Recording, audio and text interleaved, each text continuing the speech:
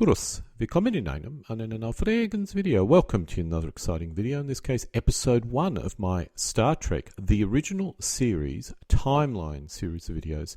In this video I'll be covering the period up to 1 BC, which covers the seeders and preservers.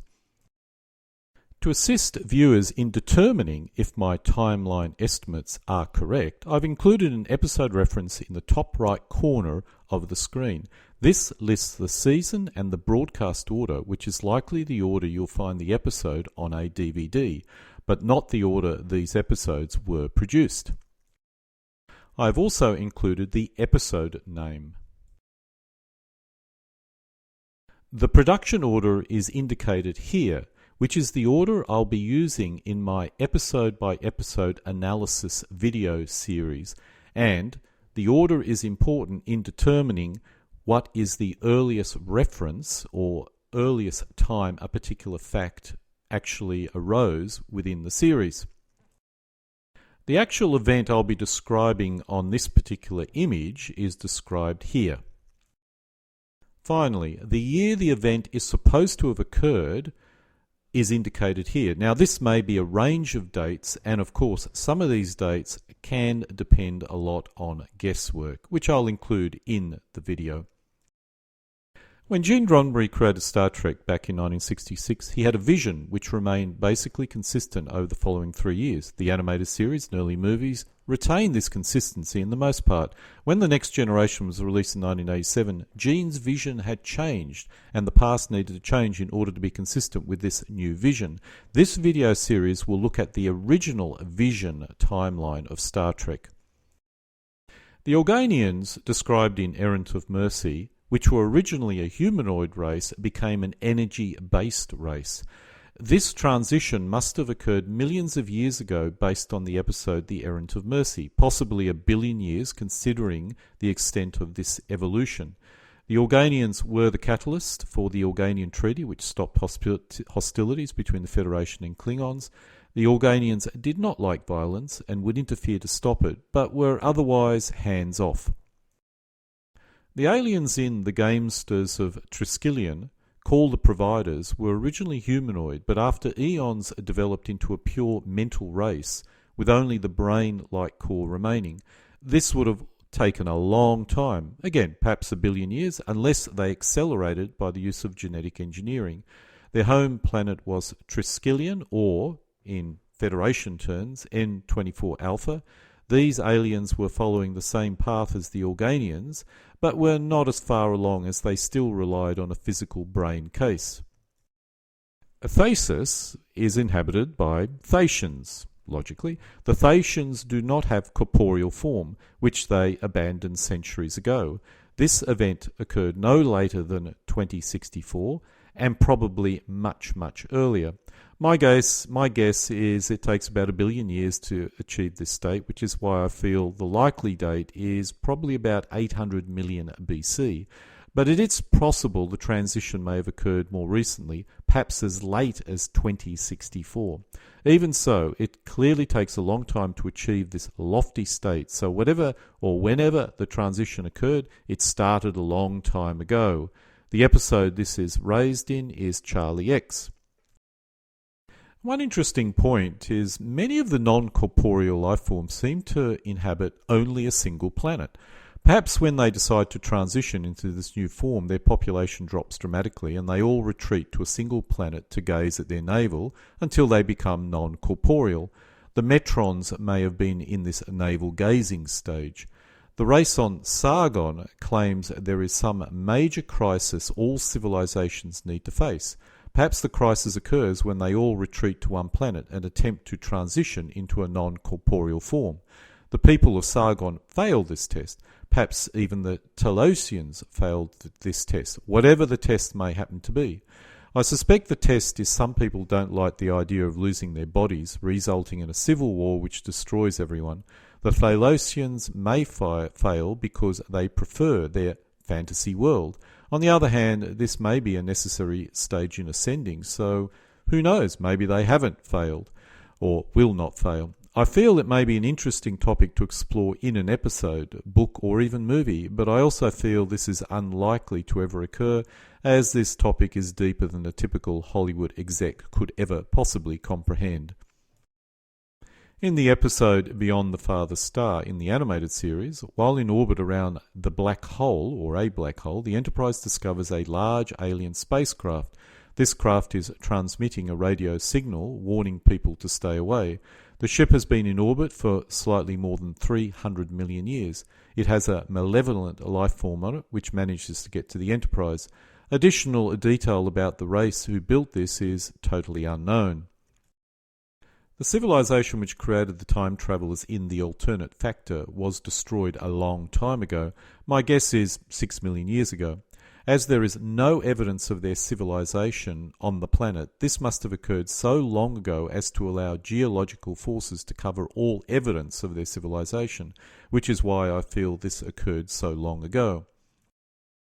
In the wink of an eye, an alien planet called Scarlos, with a civilization on it, experienced massive volcanic eruptions.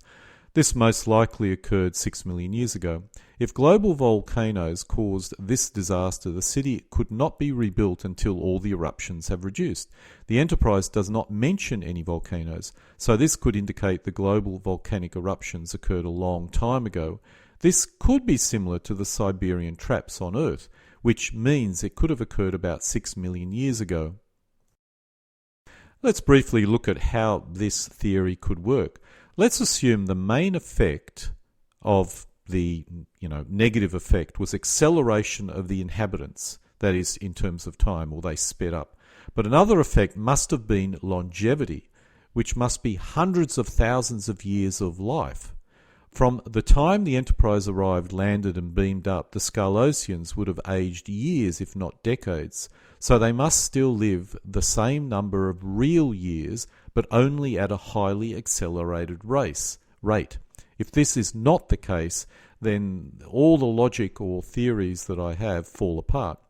The Scarlosians could have survived in safe areas, and when the eruptions ended, they went out to rebuild their city, which could have occurred 20 minutes earlier in normal timeline, but was clearly a lot longer.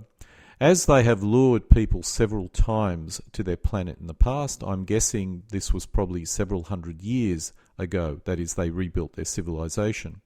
This is a stretch, but is the only theory which fits the fact. The Scarlosians not only are accelerated in terms of their movement, but their longevity must be increased a similar amount. So they still live, I would assume, a similar time in real time to a normal person. But of course, their lifespan, instead of being, let's say, 80 years, would be 800,000 years or something of that nature.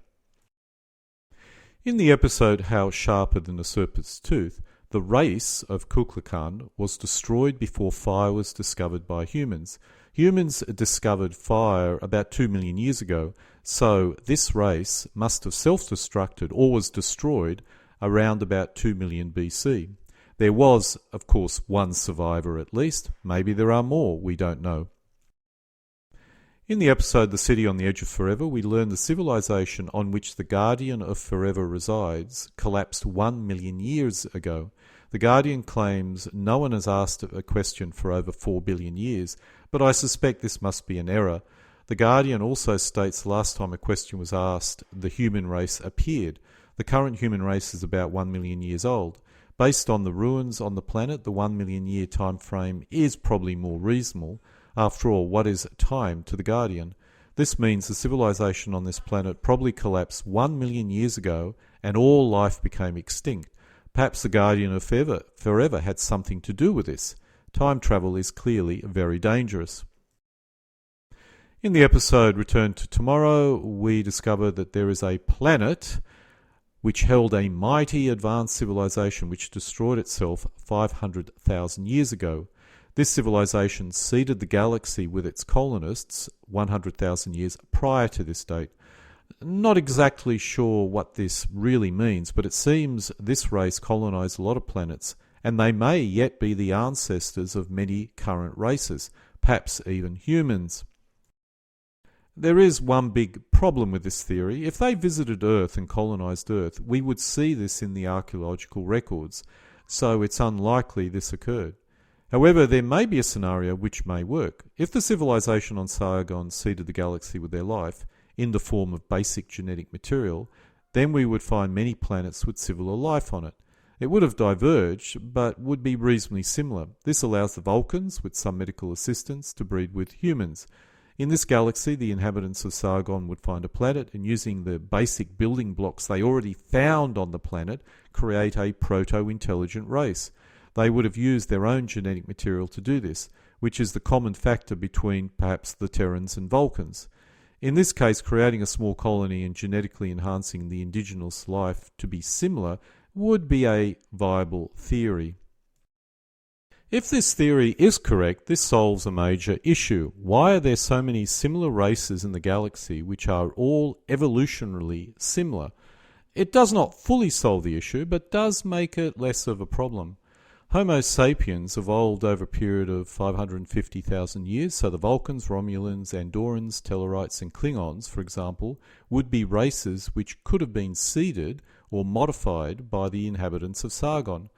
While there could be an even older race which seeded the galaxy with their basic building blocks of life, but if this occurred, this would not result in humanoid races and differs little from life spontaneously developing on multiple planets when the conditions are correct.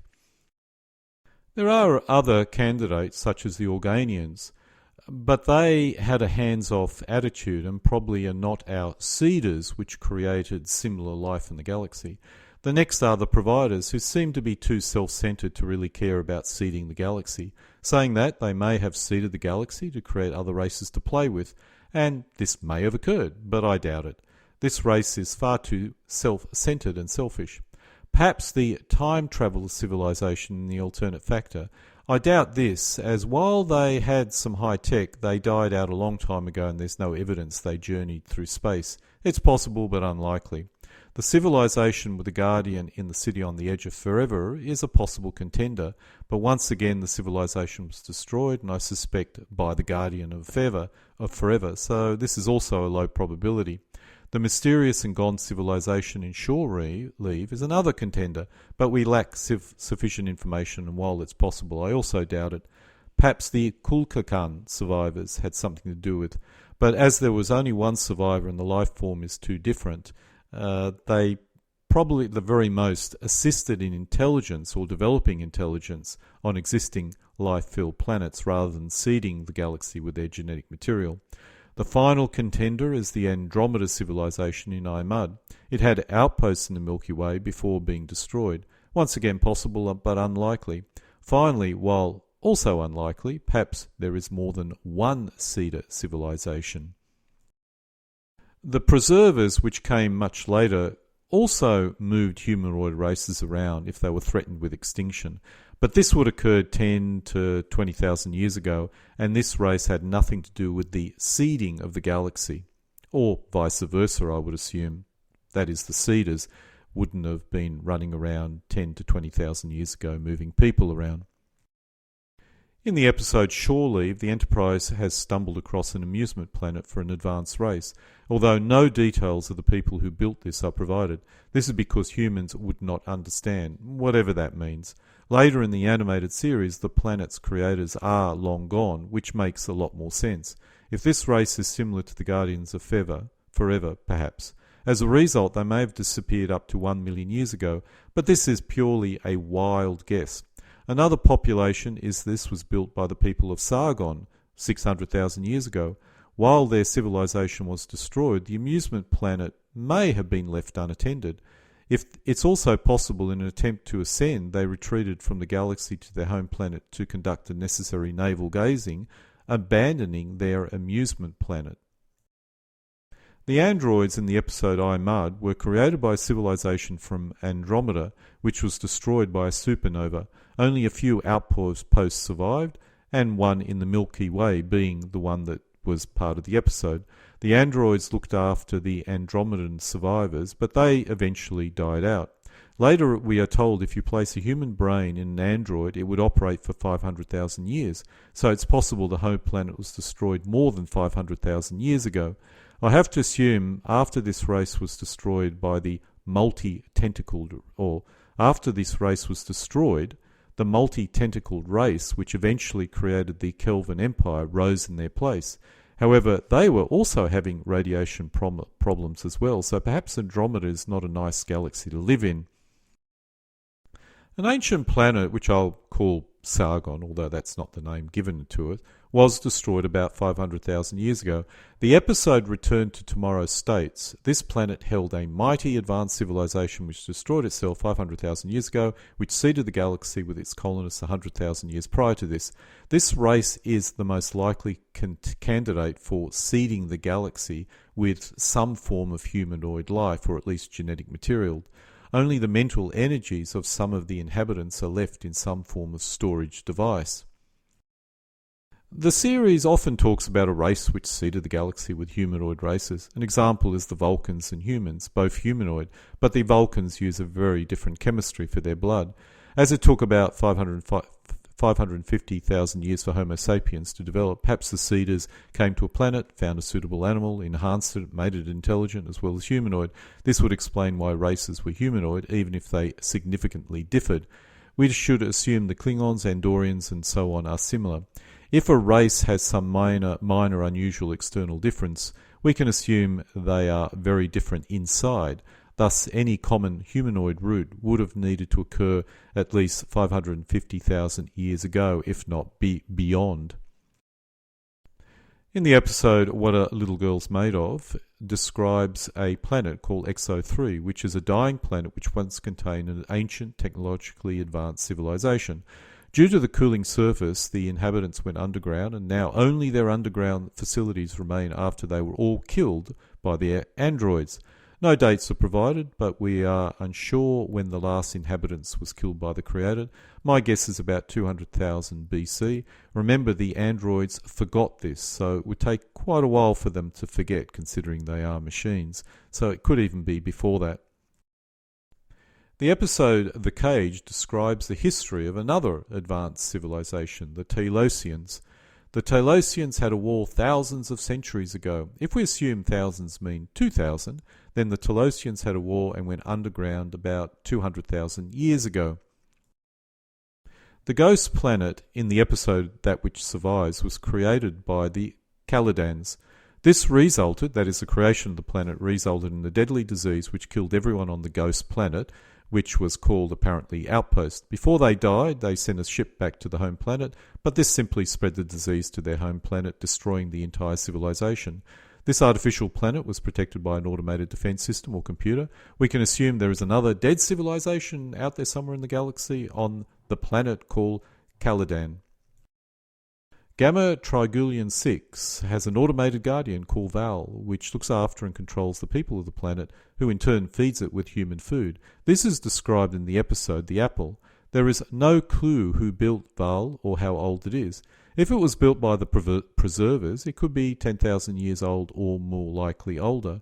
I admit this is a wild guess, but it's easier to use an existing race than assume there are lots of different preserver-like races wandering the galaxy, although I suspect there may at least be 2 preserver races. The episode The Paradise Syndrome mentions the preservers for the first time, even if you could imply they were described in earlier episodes. The preservers were an ancient race which built the deflection system centuries ago on this planet. They may have well seeded the galaxy with humanoids, but not in the same way as the seeders would have done. The way the preservers worked was when they saw a race under threat, they took them to a safer location. The American Indians in this episode may have been rescued from an Ice Age Earth, thus the 10,000 years or even older date that I've provided or I've guessed here. The second race, or groups of race, which spread humanity all around the galaxy, are called the preservers. In this case, they effectively seeded many planets with actual humans from Earth, maybe even from other humanoid planets. They may have well saved other races, but we never hear of any examples. The preservers simply wanted to save any race which was threatened with extinction, with the best example being Val and the race which built the deflection system and arrogant aliens who saved Jem's planet. The best fit is that this race is an offshoot of the Telosians, which are hiding away somewhere, protecting races as they see fit. It's very possible these are the aliens which also sent Gary 7 to Earth. It does sound like their modus operandi. Another option is the Metrons. They may well be the preservers and Gary 7's race. But I suspect this is a lower probability than an offshoot of the Telosians, as there is no evidence to indicate that the Metrons were even interested in doing something like this. In the arena, the Metrons scanned the Enterprise for the very first time. The episode And the Children Shall Lead describes an ancient race on Triacus, which was destroyed. As nothing remained of the civilization, this must have occurred a long time ago, it'd probably take more than 10,000 years to remove all obvious evidence of a civilization, assuming that it was, not a highly technical civilization. In the episode Spock's Brain, an advanced civilization on planet 6 of the Sigma Draconis system declined when the planet entered an ice age. Perhaps this occurred more than 10,000 years ago, but I'm picking 10,000 BC. In the episode Let That Be Your Last Battlefield, an alien planet called Cheron is described. This is the home of the bicoloured people. The two bicoloured aliens, Loki and Bele, left their planet 50,000 years ago, which seems like an awful long time ago. Unless they were somehow special, a civilization with a lifespan of a race which is 50,000 years, is pretty extraordinary, and I wonder how that would affect the civilization. In this particular case, clearly, maybe not very well. The episode For the World is Hollow mentions a planet called Fabrini. Fabrini was destroyed in 10,000 BC by a supernova, but before it was destroyed, it sent out a colony spaceship in the form of an asteroid. I have to assume they also sent records of their language to a remote planet in their system which survived the supernova, which the Federation discovers and deciphers. Planet 6 in the Sigma Draconis system has experienced an ice age and is covered with glaciers. It has primitive inhabitants in the temperate zone at its equator. However, underground is the remnants of an ancient civilization. It has to be more than 10,000 years old, perhaps not much more. This is described in the episode Spock's Brain.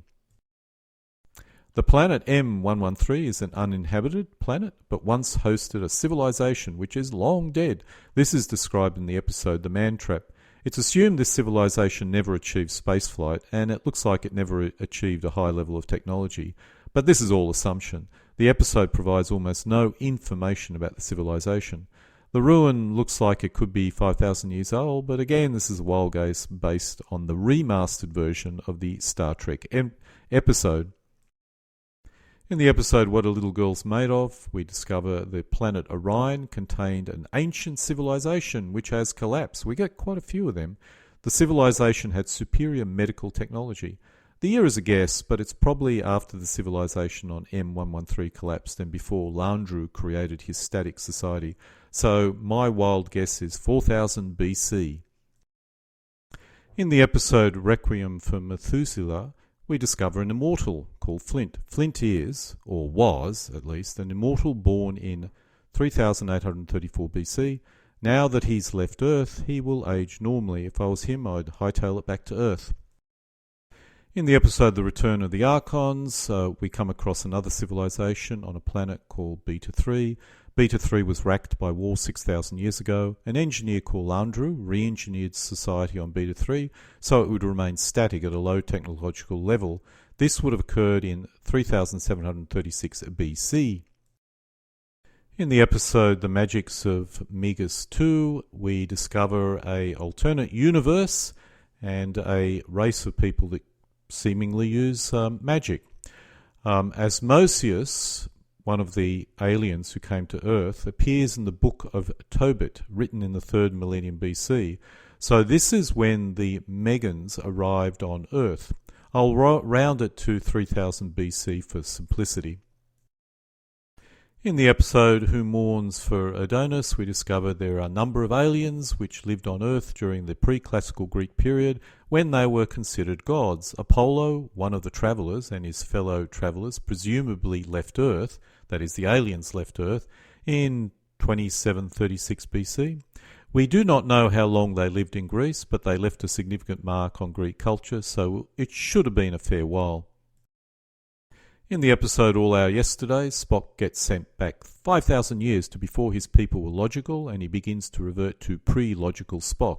As the Vulcans became logical in about 300 AD, which is less than 2,000 years ago, this is actually logical.